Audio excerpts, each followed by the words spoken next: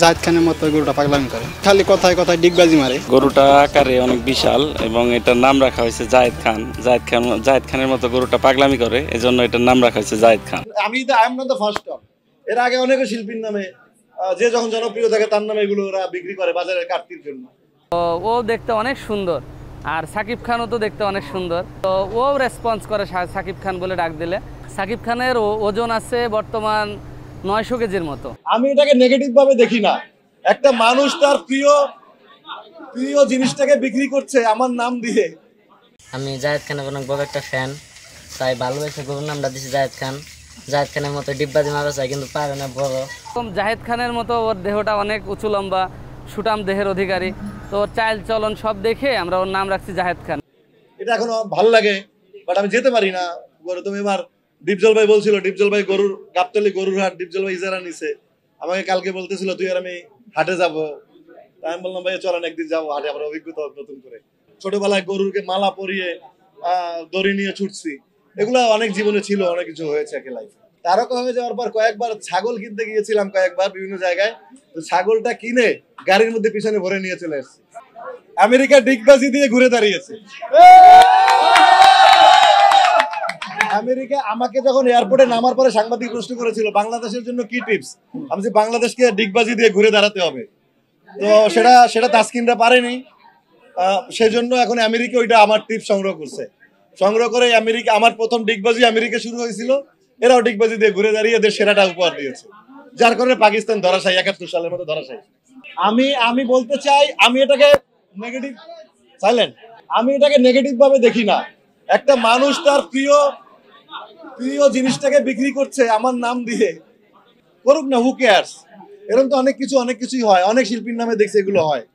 তো এগুলো তার প্রিয় জিনিসটি যদি প্রিয় নাম বলে উনি যদি ওনার দাম হাঁকিয়ে উনি বিক্রি করে উনি লাভবান হয়, হোক না। আমার নাম যখন ছড়িয়ে পড়বে, আমার কাদের উপর ভর করে যদি কেউ কিছু ভালো কিছু করতে চায়, 2 টাকা ইনকাম করে, করুক না, কিছু কি যায় আসে আমার। আমি এগুলো কোনোভাবে কেয়ার করি না, কারণ আমি যদি এগুলোতে নেগেটিভ ভাবে মানসিকভাবে অস্থির হয়ে অবসাদ হয়ে এগুলো মাথায় নিতে যাই, তাহলে আমি সামনে কাজ করতে পারবো না। তাহলে আমার এই পশুর হাটেই পড়ে থাকতে হবে, কোরবানির হাটে। তো অতএব হু কেয়ার, যখন তুমি সামনের দিকে এগিয়ে চলবা, তোমার গাছে অনেক ফল হবে। সবাই এই লিচুর সিজনে রাজশাহী ছুটছে কেন? লিচু আর আম সংগ্রহ করতে। তো ওই মানুষটা তার প্রিয় জিনিসটার নাম, এর আগে তো I am not the first time. এর আগে অনেক শিল্পীর নামে যে যখন জনপ্রিয় থাকে তার নামে এগুলো ওরা বিক্রি করে বাজারে কাটতির জন্য। তো হু কেয়ারস, তারা যদি ভালোর জন্য করে, হু কেয়ারস। আমি এগুলো নিয়ে কেয়ার করি না, বদার করি না, তার ব্যাপার। ছোটবেলায় হয়েছে, যখন আমি পিরোজপুরে বড় হয়েছি তখন আমি পিরোজপুরে যেতাম বাবার সাথে। বা তারকা হয়ে ওঠার পর আর হয়নি, তবে তারকা হয়ে যাওয়ার পর কয়েকবার ছাগল কিনতে গিয়েছিলাম, কয়েকবার বিভিন্ন জায়গায়। তো ছাগলটা কিনে গাড়ির মধ্যে পিছনে ভরে নিয়ে চলে এসেছি। এটা না ছাগলটা কিনে গাড়ির পিছনে উঠেছিলাম, ওদিকে আমার ড্রাইভার না বুঝে দরজা খুলে দিয়েছে, ছাগল লাফ দিয়ে বাজারের মধ্যে দৌড় দিয়েছে। পরে সেইটার পিছনে তো আমি দৌড়তে পারতেছি না, ড্রাইভার ছুটতেছে, গাড়ি স্টার্ট মেন রাস্তার উপরে। এটা তো অন্যরকম অভিজ্ঞতা। এই যে এটা বোধহয় আরে ওই যে কোথায়, আফতাবনগর, রাইট, আফতাবনগরে এরকম ঘটনা আমার 2বার ঘটছে। ছোটবেলায় গরুরকে মালা পরিয়ে দড়ি নিয়ে ছুটছি, এগুলো অনেক জীবনে ছিল, অনেক কিছু হয়েছে একে লাইফে। এটা এখনো ভালো লাগে, বাট আমি যেতে পারি না। তুমি এবার ডিপজল ভাই বলছিল, ডিপজল ভাই গরুর গাবতলি গরুর হাট, ডিপজল ভাই ইজারা নিছে। আমাকে কালকে বলতেছিল তুই আর আমি হাটে যাবো। আমি বললাম ভাই চলেন একদিন যাবো হাটে, আমার অভিজ্ঞতা নতুন করে। দেখা যাক যদি সময় পাই একদিন ডিপজল ভাইয়ের সাথে হাটে যাবো, ডিপজল ভাই সেই পশুর হাটে, যেহেতু ডিপজল ভাই যাবো। আমি ঈদের একদিন আগে দেশে ফিরবো মুম্বাই থেকে। ফিরে হয়তো বা গরু বা বাসায় তো একটা গরু কিনবেই, সবাই কিনে, ভাই বোনরা আছে। আমি একটা যেহেতু গরু দেই, আবার সাথে খাসিও কোরবানি দেই, এইটা কোরবানি দেওয়ার ইচ্ছে আছে, কিনবো এসে। কোরবানির দিন তো সকাল থেকে নামাজ কালাম পড়বো, তারপরে হয়তো বা ঈদের পরের দিন একটু আমার বাবা মার কবর জিয়ারত, যেটা আমার জীবনের সবচেয়ে বড় এখন কাজ, সেখানে একটু হয়তো যাবো পিরোজপুরে। এসে আবার একদিনই থাকতে পারবো দেশে, 18, 19, হয়তো 20 তারিখে আবার ফ্লাই করবো দুবাই। Already ticket ready. দুবাইতে 22 তারিখে আমার শো আছে, বাংলা কার্নিভেল, বাংলা ফেস্টিভ্যাল আর কি। সেই বাংলা কার্নিভেলে যাবো আর কি দুবাইতে। এইভাবে হয়তো 2 দিন 3 দিন থাকার সময় পাবো, এইভাবেই কাটাবো আর কি ভাই বোনদের সাথে। ঈদে আমার সোনার চর ছবিটা প্রিমিয়ার হবে চ্যানেল আইতে, দেখার ইচ্ছা আছে চ্যানেলে। সবাই আপনাদেরকে নিয়ে দেখেছি, চ্যানেলে একটু দেখবো। আর ঈদের তো এবার অনেক অনুষ্ঠানমালা মিস করবো, যেহেতু থাকতে পারবো না দেশে। প্রতিবার ঈদে অনেকগুলো অনুষ্ঠান করি, অনেক মজা হয়, সবাই দেখে ঈদে, সেগুলোকে আনফর্চুনেটলি মিস করবো। বাট ঈদের সময়, ঈদের আগের দিন এসে কেনাকাটা করে কোরবানি দিয়ে ইনশাল্লাহ আর গরিবদের মাঝে আমি একটু মাংস টাংস সেগুলো বিতরণ করতে চাই আসলে ঈদের দিন। অনেক টাকা খরচ করে মরিয়া হয়ে যায় তো, দুইবারের তো একবারও পাস করেনি। এই জন্য চেয়ারটা কতবার মামলা করে জোর করে এটা বসে জোর করে চালাইছে, এবারও যদি সেই সুযোগ হয়। এটা ক্ষমতার মোহ আছে না, লোভ আছে না। এখন তো কয়েকদিনই তো নো হায়ার আছে, কোথাও কোনো নামই নাই, আছে কোথাও তো নাম নাই। তো এইটা চেয়ারটা আঁকড়ে ধরে নিজেকে আলোচনায় রাখার চেষ্টা। আর একটা মানুষ মালা দিয়ে ফুল দিয়ে মানে বিজয়ী ঘোষণার পর 1 মাস পরে কেউ কি মামলা করে? এটা জায়েদ খান ছিল মনে করছে অনেক কিছু, এটা দিয়ে অনেক কিছু হয়, এটা দিয়ে নাম আলোচনায় থাকা যায়, এটা মনে করে কিছু নাই। এটা নোংরামি, মেয়েটা যা করতেছে পুরো নোংরামি করতেছে, নির্লজ্জ বেহায়ের মতো সবসময় শব্দ বলি, এই একই কাজ করে প্রতিবার। পুরো জগৎটাকে, নির্বাচনটাকে প্রশ্নবিদ্ধ করে দিচ্ছে একটা মেয়ে নোংরামি করে। কারণ আমি কি পার্লারে কৌনার? আমি কি পার্লারে যেতাম?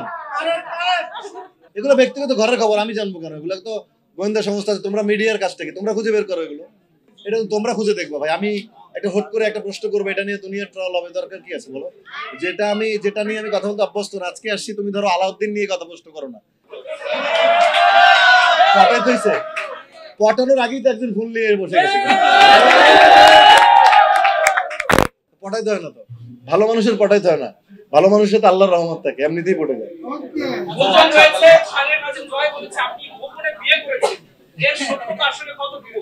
সানিয়া নাজিমের উত্তর তো দিয়ে দিয়েছি, সবাই দেখছো। আর এগুলো এগুলো উনি বলে বলে স্ট্যাটাস দিয়ে উনি একটু আলোচনায় থাকতে চায়, বড় ভাই, আর কিছু না।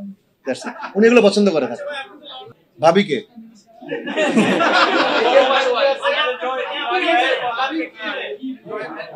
সব পৃথিবীতে যত অবিবাহিত মেয়ে সবাই তোমাদের ভাবি। আলাউদ্দিনের জন্য ওনার অলরেডি বলে দিয়েছেন যে অনেক হাইজেনিক মেনটেন করে, কোনোদিন কোনো যেন না শুনি, আল্লাহ না করুক, যে কোনো ব্রাহ্মণ আদালতে এসে এদের কিচেনে জরিমানা করছে।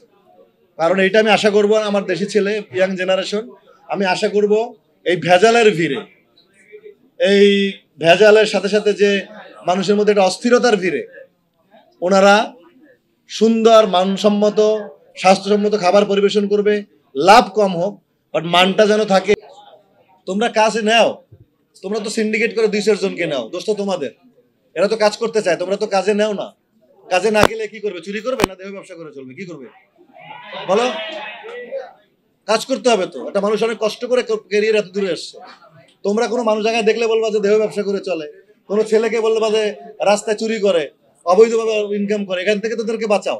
অ্যাটলিস্ট পার্লার দিয়ে, কেউ রেস্টুরেন্ট দিয়ে নিজে বেঁচে থাকার চেষ্টা তো করছে, নিজে কর্ম করছে। আর কি করবে? কাজ এখন সীমিত হয়ে গেছে, সবাই এখন সিনেমার সংখ্যা কম, এখন কাজের সংখ্যা কম, খুব সিনেমা হল ভেঙে ফেলতেছে। অভিনেতা অভিনেত্রীরা কি করবে? একটা কিছু তো করতে হবে। একসময় যেখানে রেগুলার টাকা আসতো, সেখানে এখন তাদের রেগুলার টাকা আসে না। সবাই বিজনেস দিয়ে, দোকান দিয়ে, নায়িকাগুলো থেকে কাজ করতেছে। আমার ভালো লাগে যে এরা অ্যাটলিস্ট কাজের মধ্যে আছে, অ্যাটলিস্ট একটা ব্যবসা করতেছে। আমারও তো একদিন মনে হয় যে একটা দোকান বা একটা কিছু একটা দিয়ে একটা রেগুলার ব্যবসার ব্যবস্থা থাকলে একটা মানুষের লাইফটা সিকিউর থাকে। শেষ বয়সে সরকারের কাছে হাত পাততে হয় না, মানুষের কাছে হাত পাততে হয় না।